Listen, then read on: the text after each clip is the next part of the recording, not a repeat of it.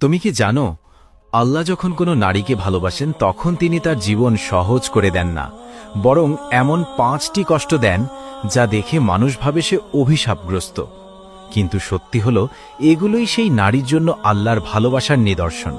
5টি কষ্ট জানার আগে ভিডিওটিতে একটি লাইক দাও আর কমেন্টে লিখো, আমি আল্লাহকে ভালোবাসি।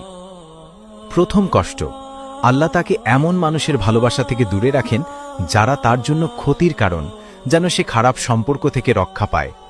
দ্বিতীয় কষ্ট, আল্লাহ তার দোয়া বিলম্বিত করেন যেন সে হতাশ না হয়ে অবিরাম আল্লাহর কাছে চায়।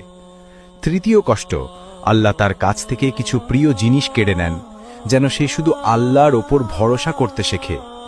চতুর্থ কষ্ট, আল্লাহ তার সামনে এমন কঠিন পরিস্থিতি ফেলেন যখন মানুষ তাকে ভুল বোঝে বা অপবাদ দেয়, যেন সে একমাত্র আল্লাহর সন্তুষ্টির দিকে মনোযোগ দিতে শেখে। পঞ্চম কষ্ট, তাকে জীবনে বারবার সংগ্রাম করতে হয় যেন সে নিজের দুর্বলতা উপলব্ধি করে এবং আল্লাহর কাছেই প্রকৃত সাহায্য চায়। মনে রেখো, যে নারী ধৈর্য ধারণ করতে পারে, আল্লাহ তার ভাগ্যে এমন সুখ লিখে দেন যা কেউ কেড়ে নিতে পারে না।